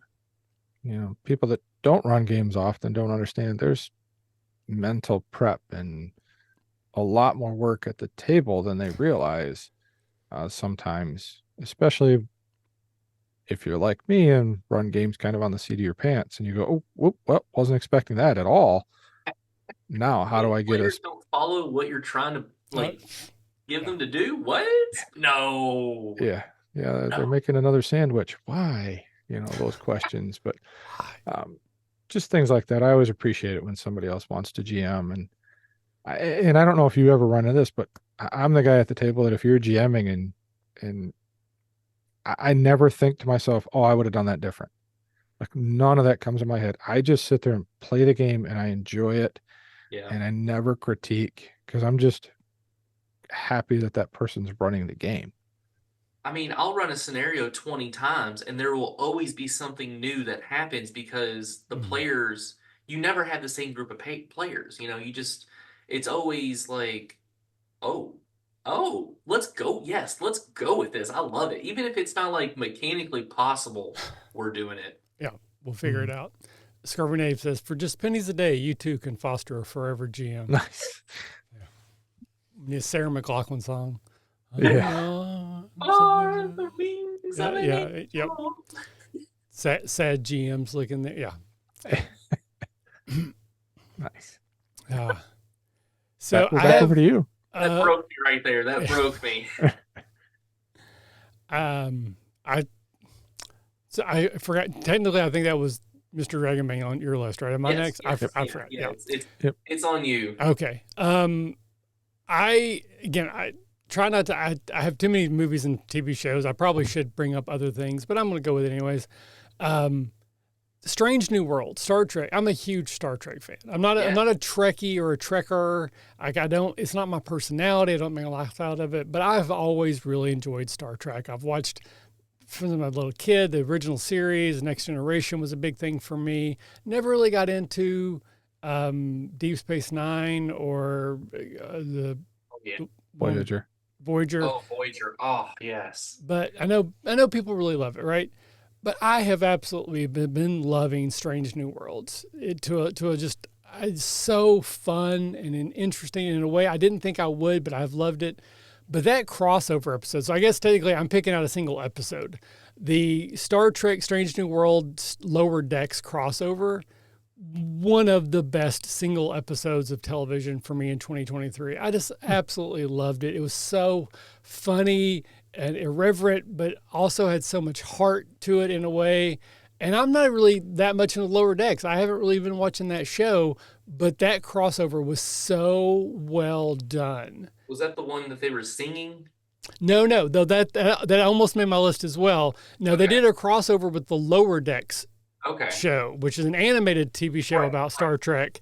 But they crossed over, so they brought cartoon characters and they made them live action. So the people who do the voices played the characters in the live action version.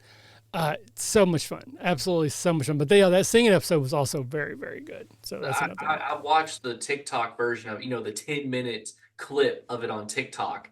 I watched that like 100 times because I thought it was just great. I love Star Trek. Yeah. So that was, I think, my number 7. I think So sorry, I think I'm having like a reaction. I'm just like sweating. So I may have to jump off here in just a second. My apologies. So let's just go as fast as we can. Chris, number 7. 27, 6 years, 26, 27 years ago, whatever it was. I helped start a little LARP here in Grand Rapids, just doing foam fighting and not a lot of characters. It's mostly just a bunch of nerds hitting each other with foam weapons. Good time. And this year, kind of like Scoutmaster, I got to hand the reins off to somebody else and let them take over. And I got to sit back and watch them do better than I was doing. And I mean, they took it from, we doubled in size, and I literally did nothing but show up and sit in the back and on my literal rocking chair and would get off my lawn every now and then just as a joke, because I might be the oldest guy out there. But it was just nice to see that grow for once. Something that is very tough to get to grow in the Grand Rapids market is a LARP. We have a few conservatives and a lot of people that walk by judging it and yelling, Harry Potter lives. And I'm like, we're not on brooms. So this isn't Quidditch. Yeah. It's not the same thing. It's just nice to know that, once again, it's something else I did for years and step back and let somebody else take over. And I just get to show up when I want to and have a good time. Yeah. I have no responsibilities. Did you think 20-something years ago that it was going to become that? No. I would have been happy if it had just kept living, so to speak, or if it had just let me play for a few years and then it died and I found something else to do and, it's still going. Yeah. And I still go to some national events where there's, thousands of people hitting each other with foam weapons. Now I just sit on the sidelines and just, make silly comments and try not to break my almost 49-year-old body. There you go. I hit my kids with foam weapons, not for a LARP, just because it's fun. Yeah. Oh, yeah. Yeah. All right. Well, I tell you,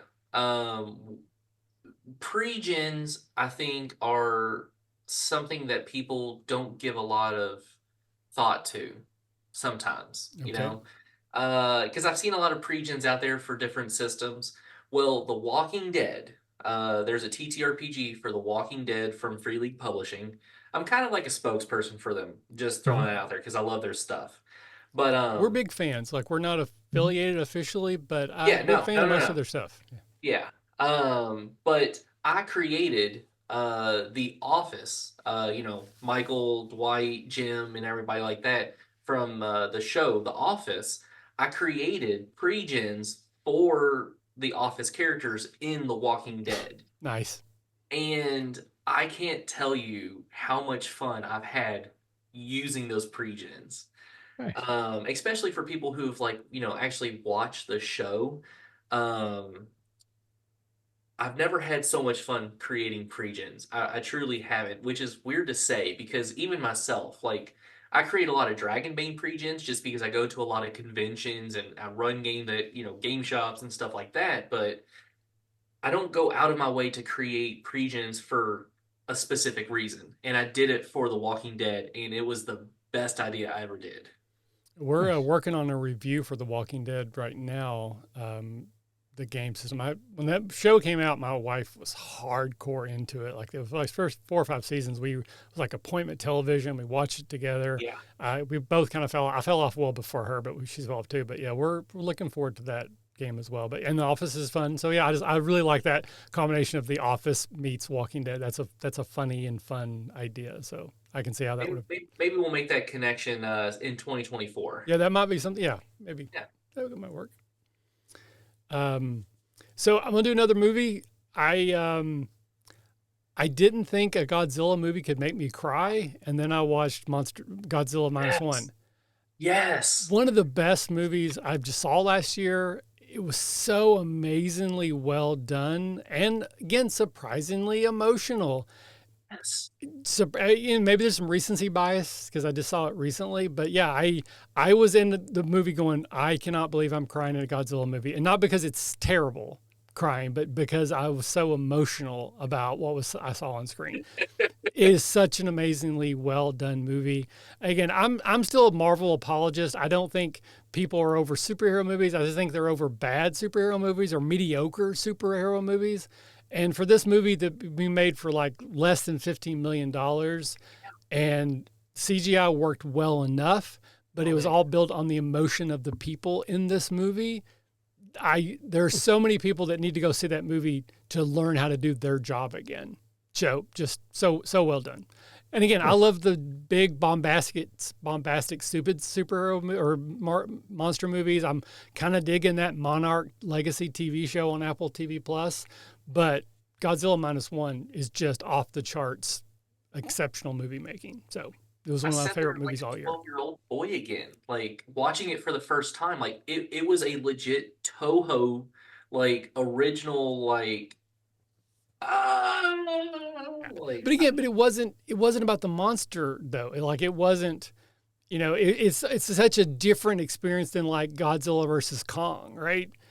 Because to me, those movies, like, why are there people in this movie? I don't want to know about anybody's life in the movie. I'm here to see Godzilla, giant lizard, fight the giant monkey, right?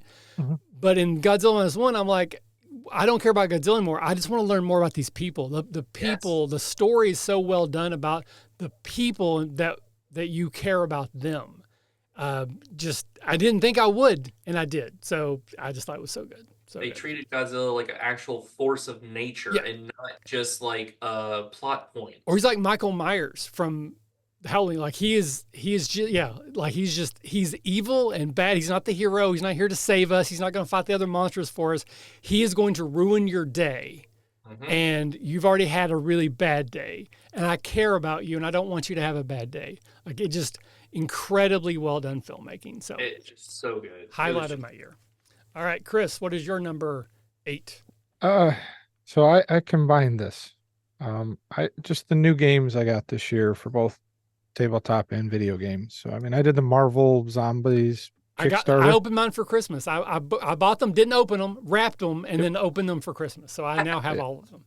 I got mine just before then, just to have that, and hours that I'm going to be spending playing that. And then, the other game that really, excuse me, hit me was honestly the Star Wars Dread game that you and I came up with. Mm-hmm. To watch you run it twice, and then for me to run it, and to just kind of fall in love with the kind of the concept of the Dread system, and then be able to wrap my knowledge of the Star Wars lore into it, and just to kind of learn from it. I think I learned some good stuff about how to be a better storyteller in a lot of ways, just from playing something different than what I'm used to. And I like the idea that I can run it over and over, and it's just as simple as put the Jenga tower there. You're 4 Padawans. This is going to happen, and now I figure out where the story goes from here. Right. Yeah. Yeah, I think running Dread is like good training for anybody who wants to be a storytelling GM. Is like it just forces you to roll with the punches, figure out what they're doing, improvise, and integrate what they're doing into what you kind of had sort of planned. I think it's an amazing system. It's genius, and it helps you be better at other games. Yeah, it's a lot of fun. Have you ever played any Dread, Mr. Dragonbane? No, and you're mixing a TTRPG system that I don't know that's narrative based and Star Wars. Hey, I want to play. Yeah. Well, again, we get you to a catacomb. Maybe we'll get you in that game, or maybe we'll get you to a faculty retreat sometime, because we usually do one up in Ohio-ish, not too far from you. So we'll get you on the short list. We'll try to find a way to get you together. Okay. Yeah. All right. So what is your number 8? Well, you talked about Godzilla Minus One. That was on my list. So, I won't talk anymore about it, but it truly made me feel like I was a 12-year-old boy again, watching it for the first time. It was incredible. I loved it. I really did. I watched it multiple times. The one part I'll add to it, my daughter, who I talked about earlier, like I said, this is a proud dad moment. She's learning Japanese. She's taking Japanese for the 3rd year in high school, and she understood all of it. Oh, nice. Like, as the subtitles were coming in, she would lean over and like, no, it didn't say that exactly. It said it like this. And I was like, I love that. I love that. That is very cool. But streaming was a big thing for me in 2023. Okay, yeah. I got onto I got into the streaming, being on people's shows again. Thank you for having me on here. Yeah. But I ran games for Victory Condition Gaming for Doug. I've run a couple other. I've been on the radio, or not the radio, but a podcast that's just audio. Like streaming in general, like it's been pretty big for me in this year. Um, and I plan to do a lot more of that in 2024. I have a lot of plans for 2024 for streaming. So If you can guest, it's so much more fun to be a guest because you don't do any work, you don't do any editing. You just show up, do your thing, and then disappear. It's pretty great. Let me tell you, it's pretty great. Yeah. Editing's fun. Fun. Yeah. Fun editing. But that was my number 9 because I had, combined a number 8 or a different number earlier with something else somebody else Okay. said. So. Okay. Again, I'm not trying to rush anybody in particular, but we are running even longer than I expected. So I'm trying to get through, but I want to give things their due. Like if there's things we want to talk about, feel free. Yeah. So my number 9 is another movie. The Dungeons and Dragons movie was a GD delight. It was great. Was it cinema like Godzilla Minus One? No, but it was such a fun D&D movie. It was exactly what I wanted from a D&D movie. I took my kids to see it. They both had a great time. I know it wasn't necessarily like you didn't make a ton of movie, but for me, I think it's kind of like milk at the grocery store. I don't think Hasbro needed it to make a ton of money to be successful. I think it was successful marketing, though Hasbro also laid off a bunch of people because they're jerks. So again, I don't know that I want them to be successful, but I want more D&D movies. Like I want 3 more just like that. Yes. 100% sign me up. Loved it. So I absolutely had a great time at the theater watching D&D this year. It played out like an actual adventure. It played out exactly where the adventure itself is not important, but then somehow, some way, it becomes like, oh no, we have to save the city. Like, yeah, it was a very good representation of like a fun D&D game. It didn't all make exact sense. It's silly, but it's more about personalities. But it was fun and it paid itself off well. And some of the gags worked great. I loved the reverse heist. Like to me, that was like. I've ran reverse heist D&D games before. That was amazing. Like so much fun. Yeah, but I forgot about that one. All right. I liked it too. Chris, your number 9. Again, going off the gaming thing.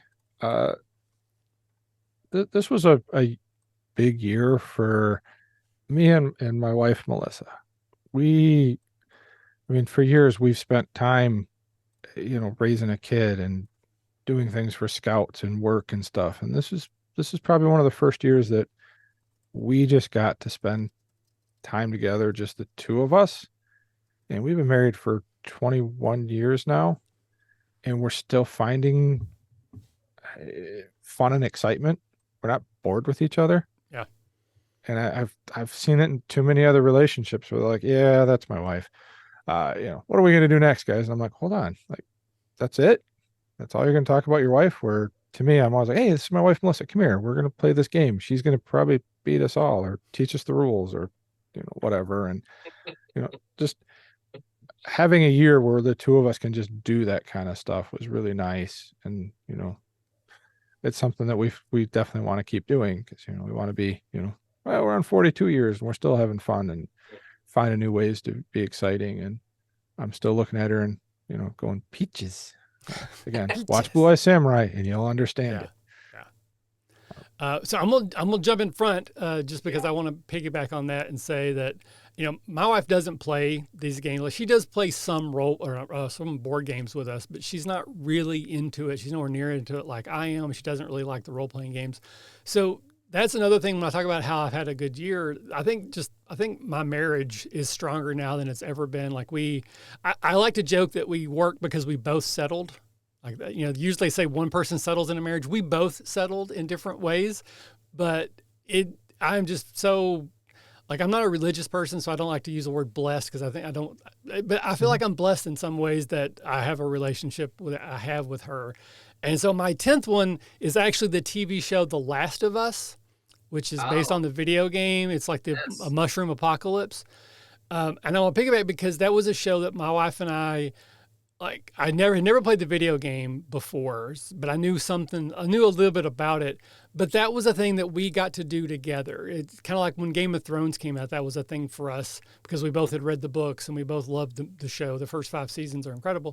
The last couple, not so much. But we watched that show together. It was like appointment TV. We got together. We didn't know what was going to happen. We experienced it together. And then I would go watch like 4 hours of explainer videos and YouTube things, and she would not. But it was just really special for us to have that. It kind of combined kind of my nerd stuff, together. But it was just such a really good show. But we both we got to watch it together. So that's why it was on my list. The show itself was good, but the experience I had sharing that with my wife was what made it more special than just what it was. So that would be on my 10th one. So Mr. Dragonbane, your 10th one, please. Well, the last thing that I have to speak on as far as 2023, just what made it wow. I mean, it's the networking, the friendships, the people that I've met along this journey. Like if I didn't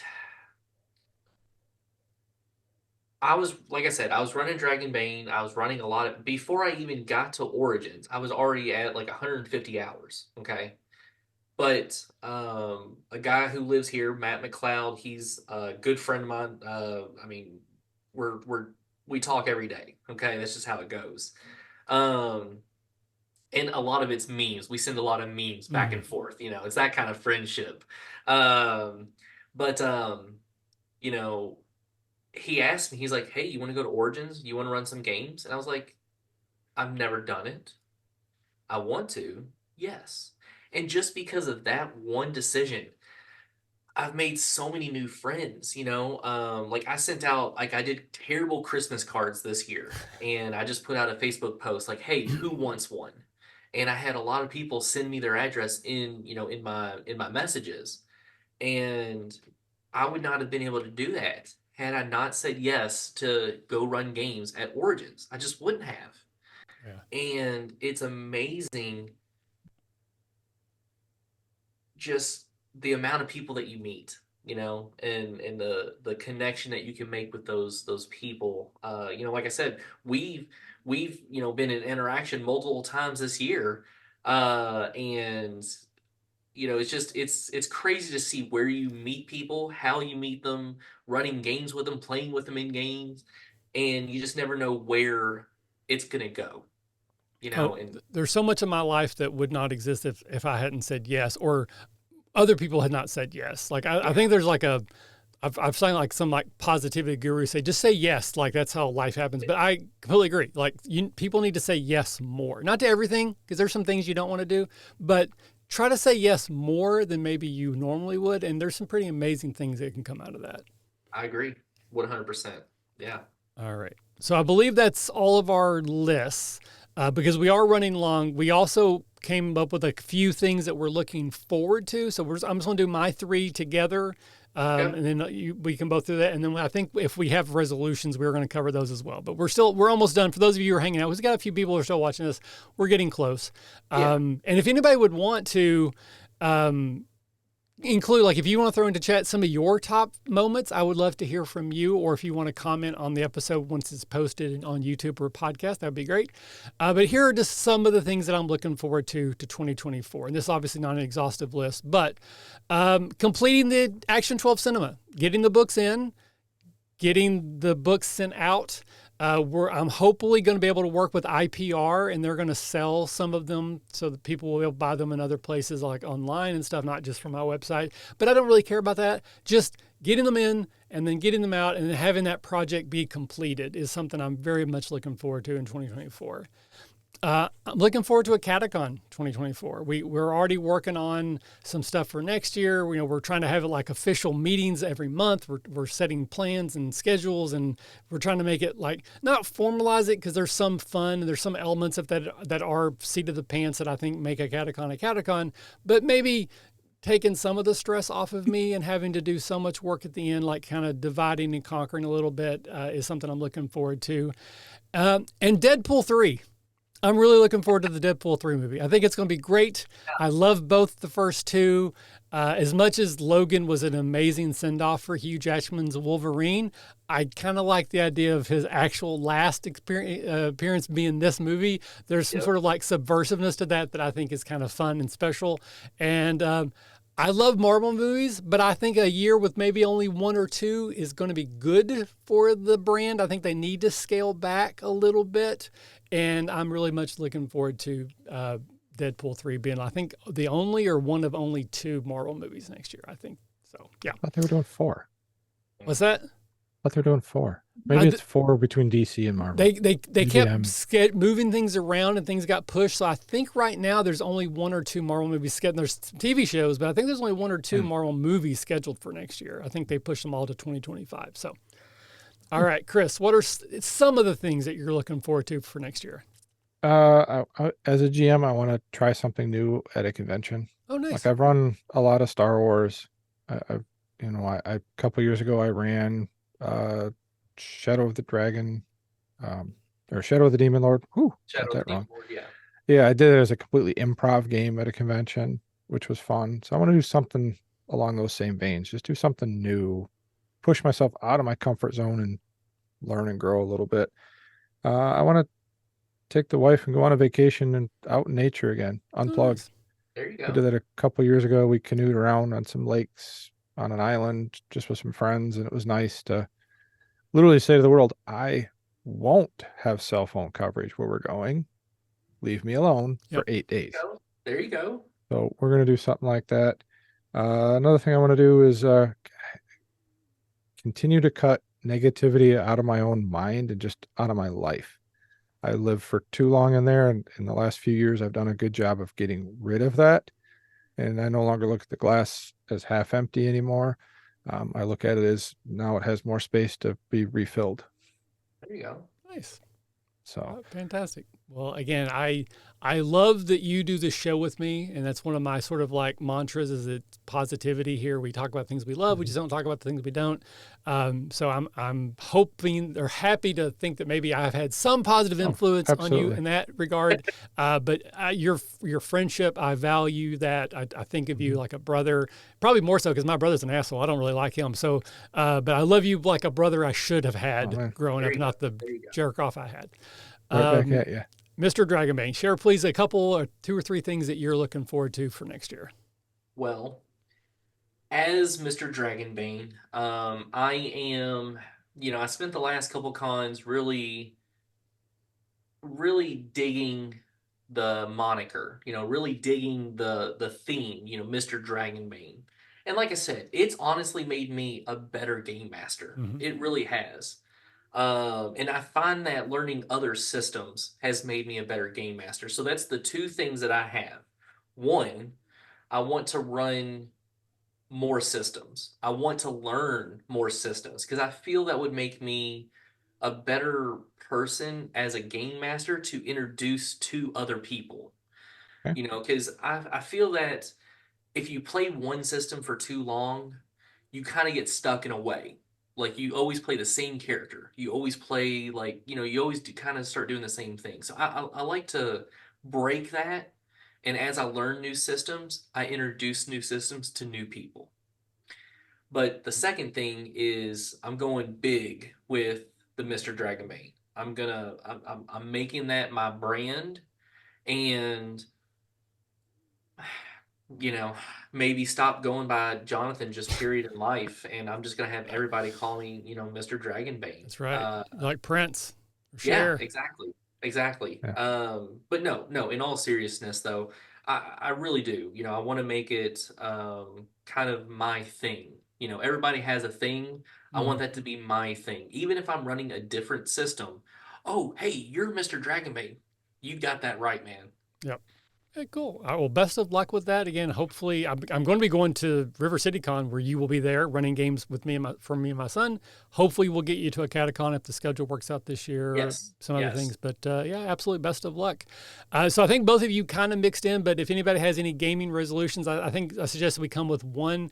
I will just say there's lots of things I want to try to do. Like Chris, I try to do better every year. I want to improve things.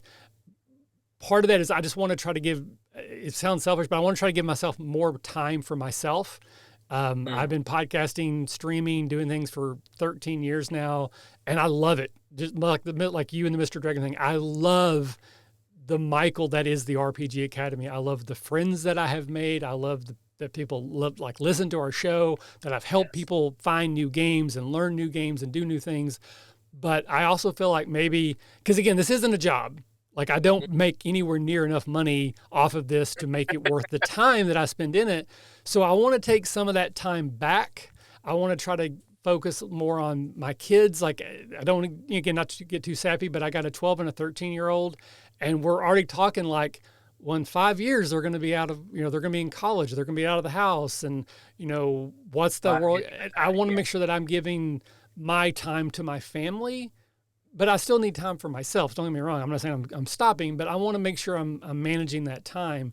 But my actual resolution is to paint at least half of the minis, not all of them, half of the minis that came in that Marvel set. Cause there's like 300 or something. There's some ridiculous number. Yeah. And not paint them well. Don't get me wrong. I'm not saying that I'm going to paint them well, but I'm going to put paint on at least half of them sometime in 2024. So Chris, anything else that you would label as a resolution before we sign off here? For gaming or just in general? In general, life, man, whatever you want. My wife and I have already talked about it. We're going to get a gym membership, lose some weight, get healthier. I did it once before, not too long ago, before I blew my back out. Yeah, you were tight, man. You were looking great there, and then you effed your back up. Yep. And my back is starting to feel that way again. So I need to go and lose the, 60 pounds I put back on, and not just use food as my comfort thing of, I had a bad day. Let me go eat a pizza and half a pie. Yeah. I need to get back to, let me eat a head of cauliflower and some handful of chicken and be healthier. To do that. That's the big one. And I got to promote some of my ideas and my accomplishments at work. I'm watching other people start to take credit for stuff I do, and I need to find a nice way of saying, hold on, who really pitched that idea? Right. Yeah. Was it you or was it me? And you just put your name on it. Like, at least put my name with yours. Yeah. Can you take some of my stupid ideas? I have lots of those. You can have all those you want. The good ones I want credit for. Yeah. So, but do it in a nice, positive way. There's some opportunities opening up for me to possibly move around in the company, and I'd like to do that. But I need to just find a better way of doing it, and not just rely on this corporate hierarchy that I'm learning is full of politics that I don't like. Yeah. I worked in corporate banking for a long time. Yeah. Yeah. I'm at that age, because we're similar to the same age, where I felt like my job was to do a really good job and make sure the people who worked for me got credit for what they did. Like I was really good about promoting people within. And my expectation is that my supervisors would do that for me. And I was failed a lot at that. Like I feel like I wasn't being done to the way I was trying to treat others. That's the way I thought I was raised. That's how it worked, No, that's not how it works, unfortunately. Not in every company, at least. Yeah, that's what I'm finding out. If you don't fight for yourself, you may not have anybody fighting for you. Yep. So. Well, not to end this on a sappy note, but it's kind of combining with what both of you have said throughout this entire thing.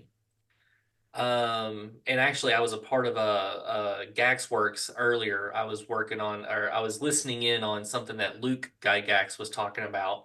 But in 2024, I'm going to make more time for my friends, friends that I meet, friends that I've had, and for my family, especially for my daughter. My daughter hit me during the summer, towards the end of last school year, but during the summer, she hit me with the, well, what are you going to do when you have your weekends back? Because I only get her every other weekend because she lives with her mom.